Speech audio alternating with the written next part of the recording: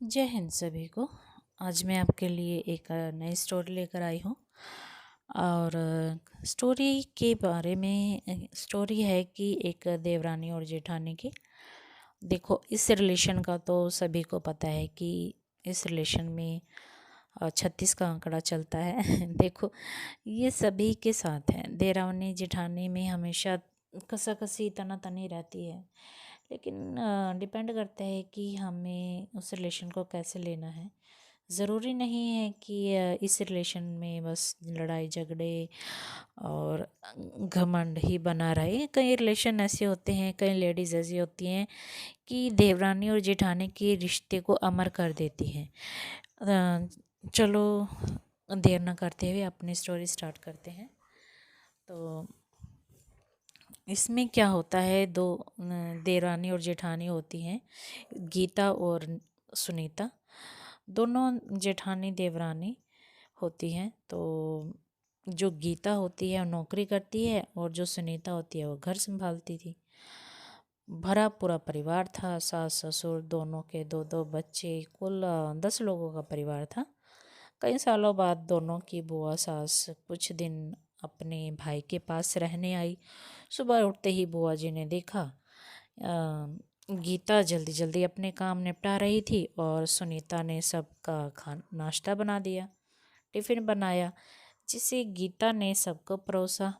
Tiffin pack किया और चली गई ऑफिस। सुनीता ने फिर दोपहर का खाना बनाया और बैठ गई थोड़ा सास और बुआ सास के पास।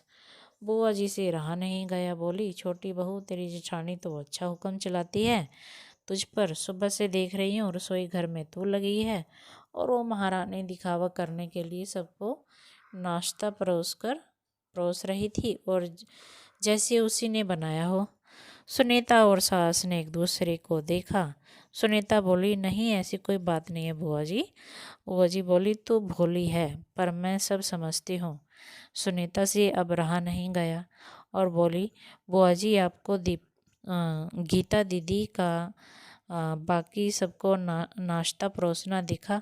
शायद ये नहीं दिखा कि उन्होंने मुझे भी सबके साथ नाश्ता करवाया, मुझे डांटकर पहले चाय पिलाई, नहीं तो सबको खिलाकर और टिफ़िन पैक करने में मेरा नाश्ता तो ठंडा हो चुका था। मैं खाती ही नहीं।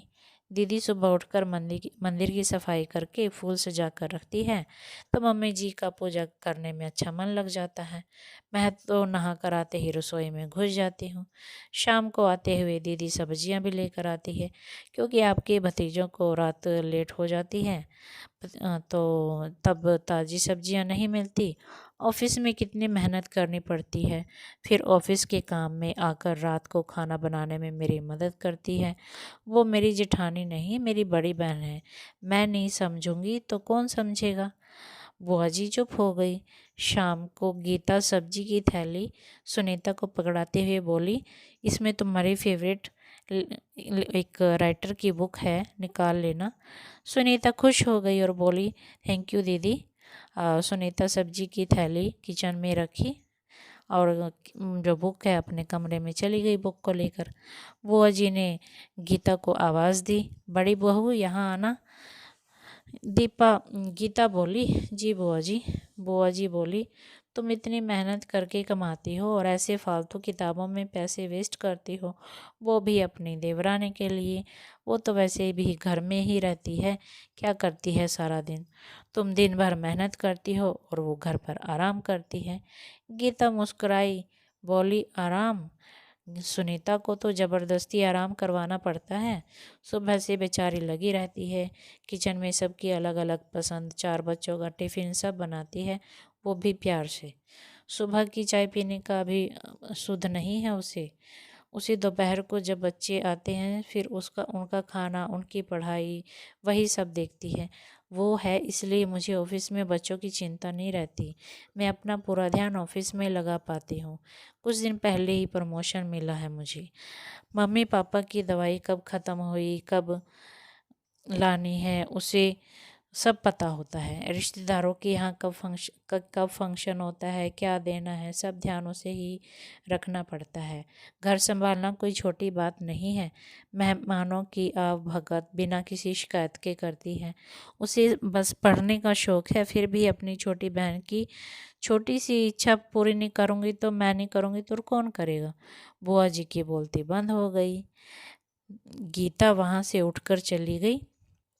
ये सारी बात सास पूजा करते हुए सुन रही थी। बुआ जी के पास आकर बोली, जीजी ये दोनों देवरानी जेठानी सगी बहनों जैसी हैं, इसलिए और मेरे घर को पूरा करती हैं। मेरे घर की मजबूत नींव हैं ये दोनों, और इनको हिलाना बड़ा मुश्किल है।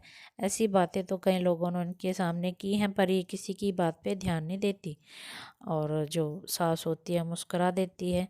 और इससे बुआ जी काफ़ी बेइज्जती फील करती है कि मैंने कैसे कोशिश करी इन दोनों को एक दूसरे के खिलाफ भड़काने की, और ये दोनों कैसे, मतलब इन्होंने मुझे कैसे जवाब दिया।